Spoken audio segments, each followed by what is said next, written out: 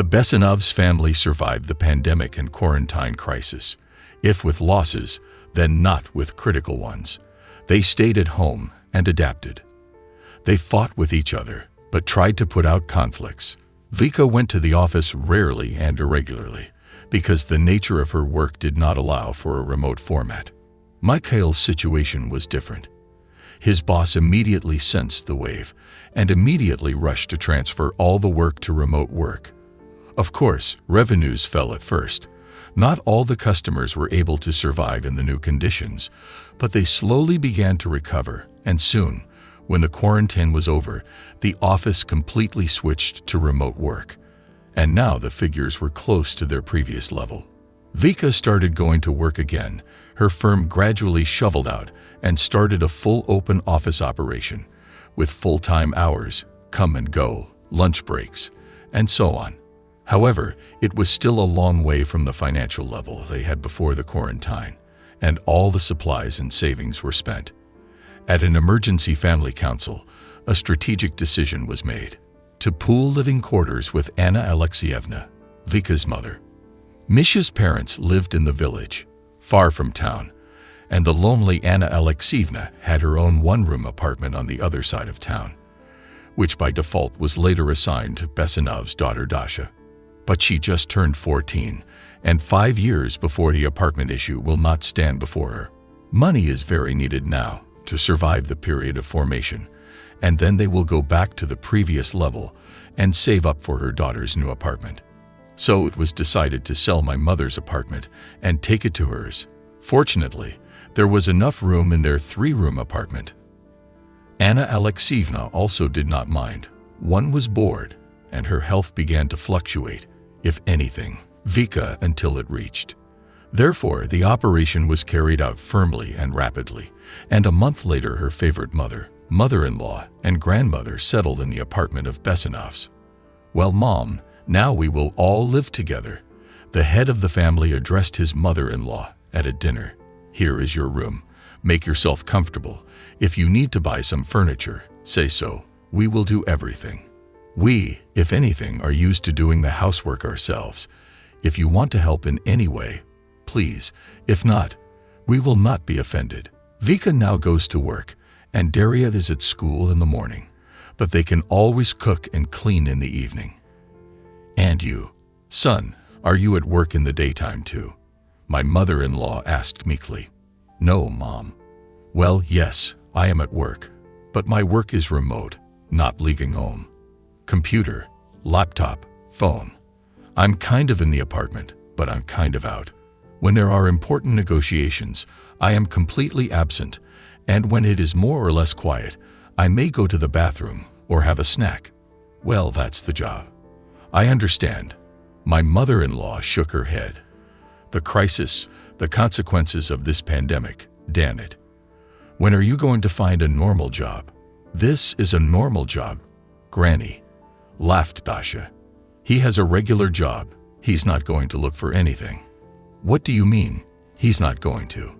Anna Alexeyevna asked indignantly. "What kind of job is it for a man, God forgive me, to sit at home, pressing buttons and talking on the phone?" "It's a job, Mom," answered Vika. "It is called telecommuting or freelancing in the scientific way. Why sit in an office to conduct negotiations, to solve problems, if you can do it all on the phone or in Messenger, well, on the computer?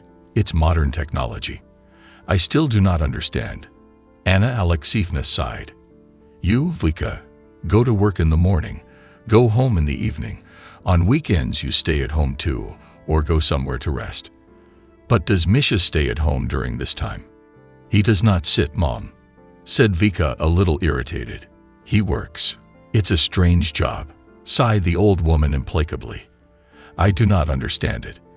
"Well, I also don't understand how you can make such a delicious dish from a piece of meat and raw vegetables." Misha pointed at the dish with a delicious roast. "I just eat it with great pleasure." "Come on, let each of us mind our own business, that's all." That put an end to the incident, but the inconsistencies began on Monday. Vika went to work, Dasha went to school, and Mikhail, and Anna Alexeyevna stayed at home. He shaved, changed into clean clothes, and after breakfast he closed himself in his room. For some reason, there was no sense of comfort and focus on the work process as before. His mother-in-law was fiddling around in the kitchen, occasionally going to her room, but as she passed the door to Misha's room, she stopped under the door and listened to what was going on there, and that was annoying. Finally, at 12 o'clock, there was a knock on the door. Misha wasn't talking to anyone at the time, mulling over a new project in silence. He grimaced, but opened the door. You never know, a woman in a stranger's house. Maybe she needed some help. Everything was unfamiliar, alien. What did you want, Mother? He asked rather calmly. I just wanted to ask you to go to the store and buy some potatoes or vegetables, because it's hard for me. Have you run out of vegetables? No, but they are not enough. We need to replenish the stock, and you're still sitting at home. You should go and get some air. No, sorry, I'm busy working. We'll discuss what to buy in the evening. Then I'll go if I have to. Misha, what kind of shopping in the evening? We have to go to the market in the morning, while everything is fresh there. Anna Alexeyevna, my dear, God be with you. We don't go to the market. We buy food at a special farmer's store on weekends, and if something is urgently needed. At the supermarket. What good can you buy in that supermarket? I don't get it. Well, excuse me, I have to run to my room. I'm at work after all. Misha disappeared behind the door, and his mother-in-law went back to the kitchen with smug lips. The next time she knocked on his door, an hour and a half later. Misha, come and eat. I have boiled borscht and stew, while it is hot. She listened. A little irritated voice of her son-in-law was heard behind the door, obviously talking on the phone. I wanted to wait and come back later, but then Dasha appeared, dumped her boots in the hallway, threw her backpack into the room. Hi, Grandma. Are we all right? Yes, I'm fine. And your dad? I do not know. He sits in his room and does not go out. I made him some food and I'm trying to get through to him. Well, he's working. Well, I'll see what I can find out. The girl opened the door to her father's room, cautiously poking her head in. Her father was sitting at his laptop, writing something. There was a mute dialogue between him and his daughter. You came in. Are you okay? Dad nodded upward. Aha, everything's okay. Now the daughters nod from top to bottom. Then she lightly waved her palm sideways, and in synchronicity, she swung her head following. Are you coming out? A complicated head movement that Dasha understood effortlessly. Not now, a little later. She closed the door, turned to her grandmother, who was closely watching their silent dialogue, made her a sign of silence, pressed her finger to her lips, and retreated into the kitchen. Grandma, don't be a nuisance. Daddy won't come out now. He's busy. And then, when he's done with his business, he'll come to eat, and then we can talk to him. He'll get cold later, but he'd like a hot meal. He's so busy, you can't come near him, and you're dropping by without knocking. Yeah, that's our tradition. When I come home from school, I drop by to show him I'm here. If there's something urgent, I'm in the way. He tries to come out and take care of it. But that's for emergencies. And if not, I have my lunch and go about my business. Pa sometimes goes out during the day to talk, if things allow. And if not, then in the evening, we hang out together with my mom. And you, I smell. She moved her nose funny towards the kitchen. Have you cooked something delicious? Yes, granddaughter, I have borscht and ragout. At least sit down and eat. Yes, I'll rinse my hands and run. When the girl was finishing her meal, Mikhail appeared in the kitchen. Well, here I am. A little scattered business. Held a meeting. Now take a break. Have something to eat, and then back to work. But in a relaxed mode. Come on, Mom. Pour from the soul. I want to eat like a dog. And how are you, Mademoiselle? What good did you hear? How many guys' heads were twisted today? Taking borscht, asked the head of the family. Oh, the smell did not deceive me. It's ambrosia, nectar, food of the gods. Daddy. Pretend angrily, responded Dasha. Get it through, please. I do not suffer from such bullshit for a long time. I'm an adult. All this telly-tilly-do ended in the 3rd grade. Now I have no time and no desire to mess around with this kind of crap. Oh, I'm sorry, mademoiselle. I was wrong. I got angry. Drop the subject. Are you home, or are you going to practice? Yes, I'm going to practice. I'll be busy tonight. Well, good luck in your conquest of sports peaks. Then I turned to my mother-in-law, Anna Alexeyevna. My dear, thank you very much. I haven't had dinner with such pleasure for a long time. Excuse me that I cannot always talk during work. If I have a serious meeting or negotiations with a client, I cannot even for a moment distract my attention, even on a trifling matter. Such a job. What can you do? I can do anything during the day, but in the evenings I sort of come home to my family. Please take this into consideration. I'm not going to change my job. I'm very well paid for it. I'm off. I have demanding clients waiting for me again, and a boss with a whip in his right hand. Asterisk, asterisk, asterisk. And so it went on. My father and mother worked, each in his own place. My daughter studied and trained. My grandmother cooked lunches and ran the household, but you could tell she was bored. It would seem that she used to live alone, and she wasn't used to that state. But there, loneliness was sort of by definition. Alone, well, alone. But here she wanted companionship. After all, the apartment was full of people, and no one to talk to. Misha was working and mustn't be touched. Dasha comes home from school, talks for a while, and runs off to her training, or closes herself in her room and gets caught up in her phone. It's good that I can at least visit her and ask her something. Vika is at work until the evening.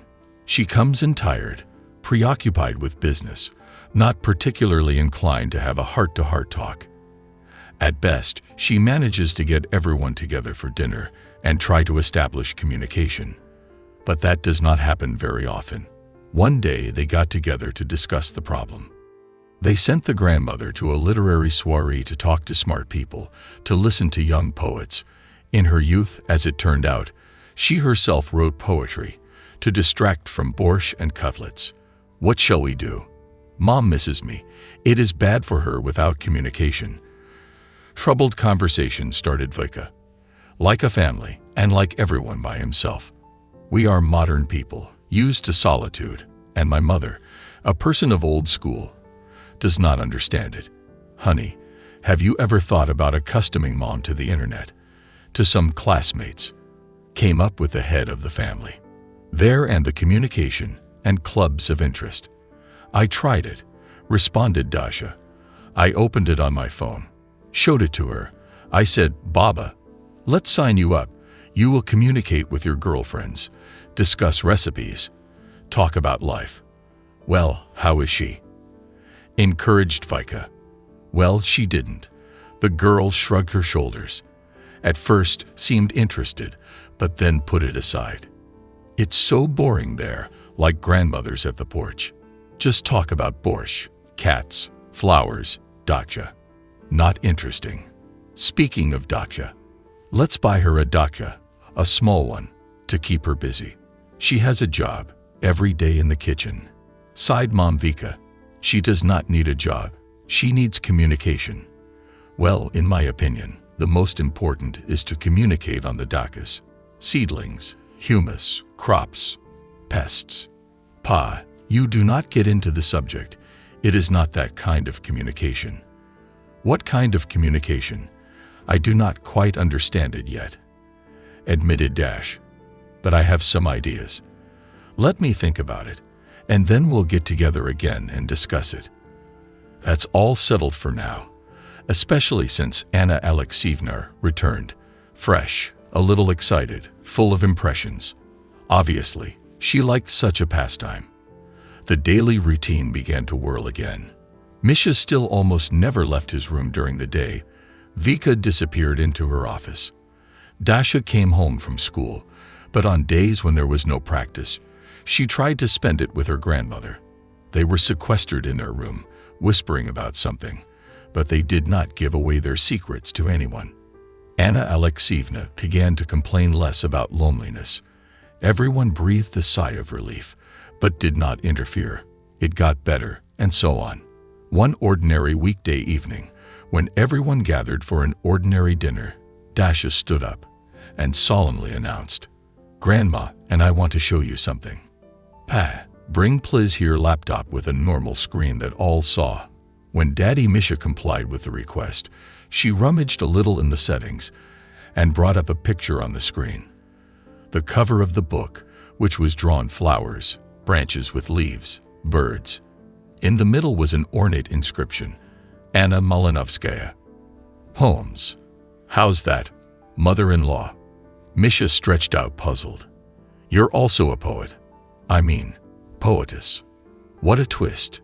It's just like that. Dashulia made a fuss over me. I dabbled in this business when I was young. I found my notebook recently, started rereading it, and she saw it and tried to talk me into it. Go to a literary site and post it and socialize. Well, she talked me into it. Grandma is a talent, Dashka said confidently. She first showed me just one of her old poem about the sunset. Remember, Grandma? I got a diploma for it from the Komsomol committee in the landscape lyrics section. Read it, Grandma. Let them hear it. Oh, please. All right, now let me collect my thoughts. She was silent for a while, and then began to read softly, without too much pathos, but not muttering monotonously either. The steppe pierced with golden spears, the sun that sets, the sun that goes down, cools, the setting sun will cool down, that the land awaits it in the morning. Only at the far edge of the sky, among the scarlet pre-sunset clouds, like the sadness of a farewell bow, there will be his last ray of light. But in the sky, for a long time to come, the ghosts of the sun shall play, and the last ray's fragments in the puddles of the road to burn. Sorry, if anything, it was written in 1975. Don't blame me. I noticed this poem and copied it into my phone. Then I joined a poetry site and secretly posted it there. And you know, they noticed it, started writing reviews, started a whole discussion. I showed it to my grandmother, and she was shocked. So I got her to do it again. I found all sorts of educational programs on poetry, forced her to register on this site, and I had to write on my own. So she got carried away at her old age. Anna smiled embarrassedly. You know, Mum, said Misha thoughtfully, I'm far away from poetry, but there's something in your poems. I saw this ray burning in the puddles and scarlet clouds. No, it's strong. Who published the book? We did, Dasha answered. Now it's easy. I drew the cover and typed the poems properly, and the program typeset them. And that's how the book came out. And now, Dad, we need your help. Me? Michael was surprised. Yes, yours.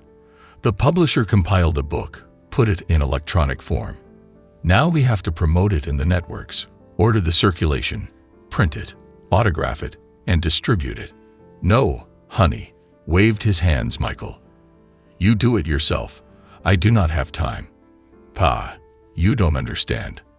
I'll do it myself. You just support me financially. Ah, it is possible. And even need to. Dad calmed down Misha. Now I'll be a patron of the arts. And all posters will say, Poetry reading by poet Anna Malinovskaya. Sponsor of the program, Mikhail Bessonov. Producer, Daria Bessonova. Dasha confidently added, standing in the corner and cringing. Victoria Bessonova. Vika's mom didn't want to stay away either.